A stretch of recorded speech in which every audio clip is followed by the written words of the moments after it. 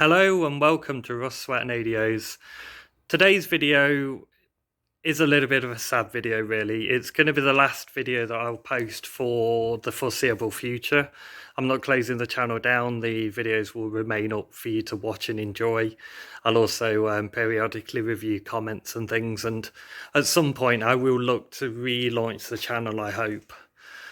But unfortunately, it's going to be the end for now. I'm having to close the channel. Well, not necessarily close the channel, but I'm going to have to stop filming videos because unfortunately, I'm losing the unit that we're in at the moment.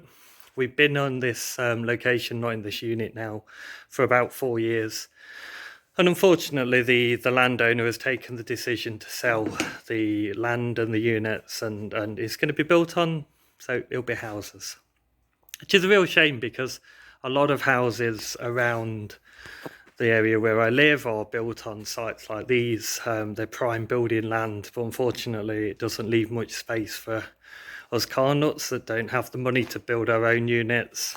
And also the building's getting a bit on, it's starting to get a bit difficult to maintain, and the landowner didn't want the headache anymore, so they've decided to sell to a builder really.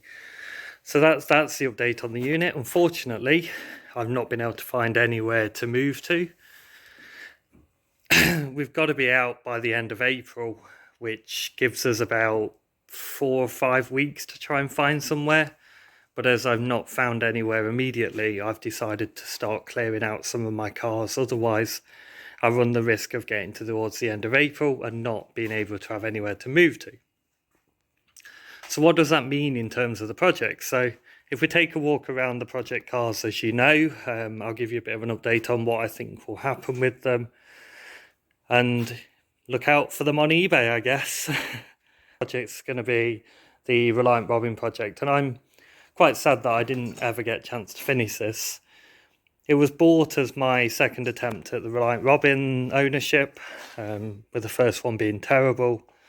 And unfortunately, my ownership of Reliance is going to be tarred forever with the fact that I never finished this one either. And I'm sure Tom's going to make a lot of fun of me about it. But never mind, it's currently on eBay if anybody wants to buy it. The second project car is the MGF project. Now, you may notice parts of the red one scattered everywhere. That's because we decided in the end it was too badly rotten, and we rushed to get it scrapped quickly while we still had the time.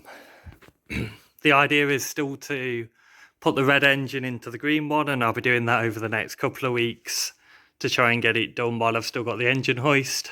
We've taken everything off this now, the exhaust missing, all the wiring's done and everything, and this is now ready to come out. And on Sunday this week we'll drop the engine out and look to put the replacement engine in. The replacement engine is down here somewhere, as you can see, and yeah, so that'll be going in the green one, and then the green one will be going for an MOT. It may have some red body panels on it, it may have some Mitch-Max bits, but it'll go for an MOT and I'll use that. The reason we're using this one over the red one is just because it's got sills, it's fairly solid.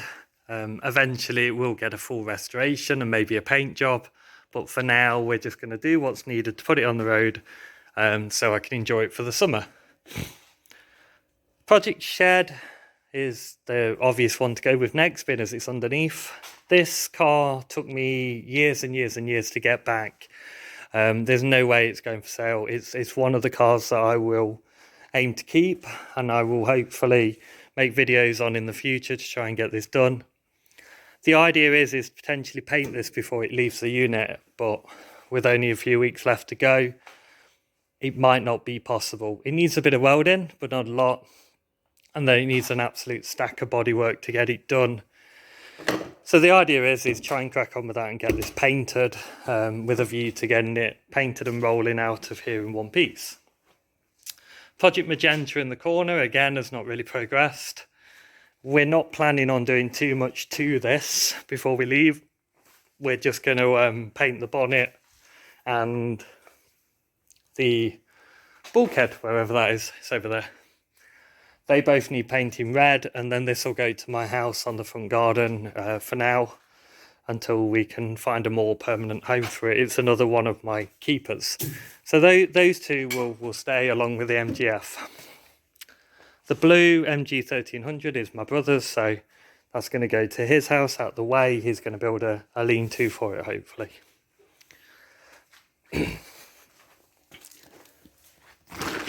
So you won't have seen this one on the channel. You also won't have seen it being painted. This is one we've been working on behind the scenes. We were going to do a video series on this, but we've rushed ahead with the work and we've not had time to film it.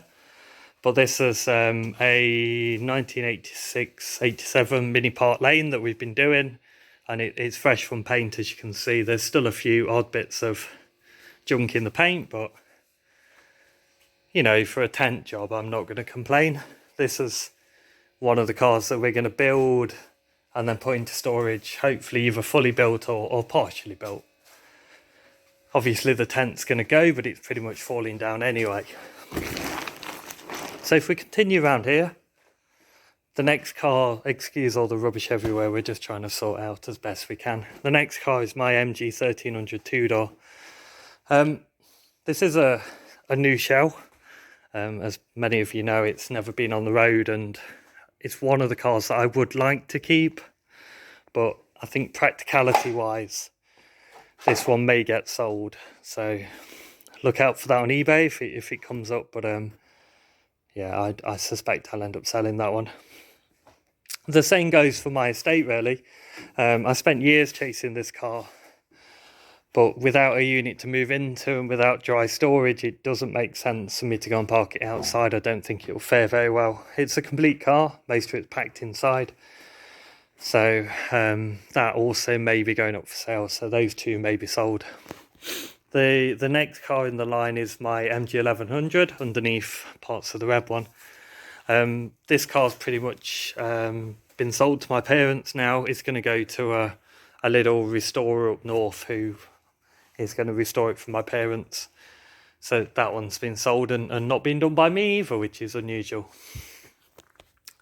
The next issue we've got, of course, is spares.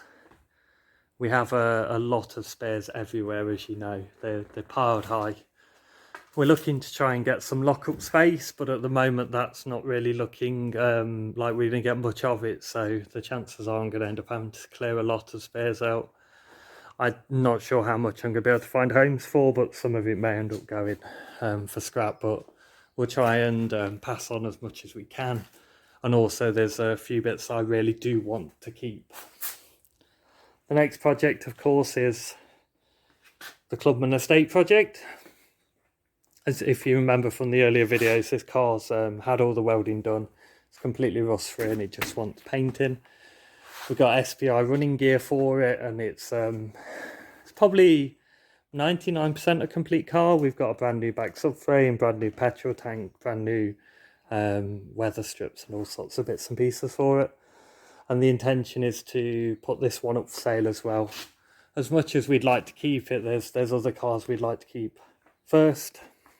And the black Mini, again, is just gonna be put into storage pretty much as it is. It's one of the cars that we want to keep. And then, of course, we have, if I find my way through without falling over, then of course we have the engine room. And again, this is a bit of a problem, that if we don't get the space, I'm not sure what we're going to do with them. So we've taken the decision to sell the 1.6K series engine that's here. The KA engine that's next to it won't sell. We've tried a few times, so that's going to go and get weighed in at the weekend. This engine here is 1100 engine, is completely knackered, so we're going to take the gearbox off it and scrap the block. And then the other 1300 engines will be stored. We're not going to let many of those go, if I'm honest. 1300 engines are hard to get hold of and we need them. This exhaust system's off the F. It's a brand new system, so that'll go back on. And then the engine that's below it is out of my estate with the front subframe, and it's likely to go with the estate. If not, then this will also be for sale. I've got the front subframe off the MGF. This is fairly rust-free, so we're going to chuck that on eBay and see if we can find a buyer for it. Really. So all that's left to be said really is thank you, not only to the people that have watched my videos, to the people that have commented, to the people that have criticised, to the people that have subscribed. It's meant a great deal to me, and I've learned a lot through this experience, and I really hope it continues in the future. I just don't know when, unfortunately. So please do subscribe, and hopefully I'll be back before you know it, and who knows where I'll end up or what projects I'll have. But no, thank you, and thank you to everyone that's helped on the channel, to my brothers and to Tom. I know it's not been easy. I really enjoyed doing the Robin series, and we are still planning on doing the Robin road trip, and we'll see if we can do a video about that in a couple of months' time. Obviously, I won't have a Robin, so we may be walking, although walking might be better, maybe. But he does have a Robin, so maybe we'll get two fat blokes into a Robin. Tom's going to love that. But yes, thank you and goodbye.